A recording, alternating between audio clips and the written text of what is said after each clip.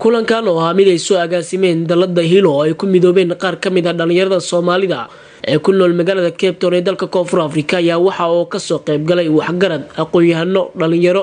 iyo qaybaha kala duwan ee bulshada Soomaalida ee ku nool magaalada Cape Town iyo waaxigeeda. ujeedka kulanka ayaa waxa uu ahaa in naadiga dhalinyarada Hilo ay ku soo bandhigaan qorshooyinka ay damacsan yihiin iyo waxqabadka ay rabaan inay ku soo kordhiyaan dhalinyarada Soomaalida ee ku nool magaalada Cape Town gaar ahaan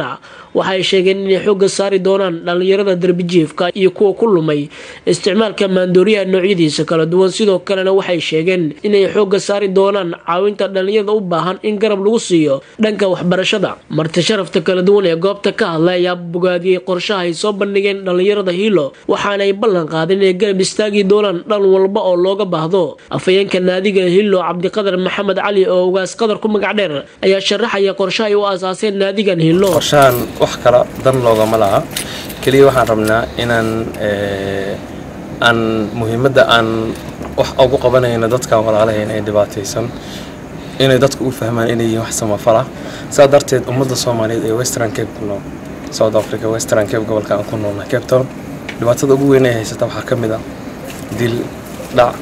iyo musiibooyin kala dad inta location-ka iyo meelaha aan joogno miyiga ka shaqaysan kari waayay magaalada inta yimid doorka jiiftay kadib adaptation sameeyay la qabsaday nolosha darbijiifka iyo kuwa kale oo fara badan inuu wax ka qabto dadka dhibaataysan ee Soomaaliyeed oo meelahan jidadka jiifo oo la dhibtay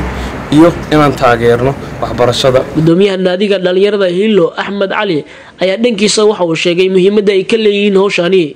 horta koo dhalinyarada waxa uu kala qaadaynaa laba qaybood ama saddex soo noqoto. qaybta koowaad marka ugu horeyso qofka ma dirqin doono waxaan ku dayin doonaa inaan si degan aan waanino anagoo ka dhalinyar ahaan u sheegayno inaan ka damqanay si walaaltinimo leh. dabcan haddii ay dhalinyaro walaalahooda ka damqaysa arko waxay u badan tahay in ayaga naftirkooda isbedel ku imaan doono. saas insha Allah ta'ala inta aan soo qabanana saas Ilaahay noogu fududeeyay wixii hadda dhimana saas aan ku dayi doonaa haddii Ilaahay yiraahdo. haddii noo suurto gasho dabcan waa addictive inta badan ay darooga ka buuxdo maskaxdooda waxaan ku dadaali doonaa sidii aan uga soo dhaqi lahayn ama cibaado inay soo cibaadaystaan oo ay ka dhaqmato ha noqoto ama daawooyin kale oo loo isticmaalo in laga dhaq daroogada ha noqoto sidii u fudud insha Allah ta'ala aan uga soo dhaqaynaa. kadibna haddii aan u aragno inuu wadankan ka sii shaqeysan karo shaqo abuuris loo sameeyaa haddii aanan u arkin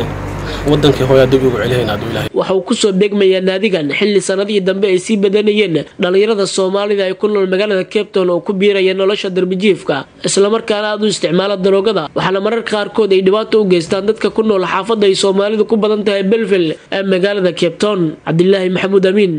Cabdillaahi Qorshe warbaahinta qaranka Soomaaliya Cape Town South Africa.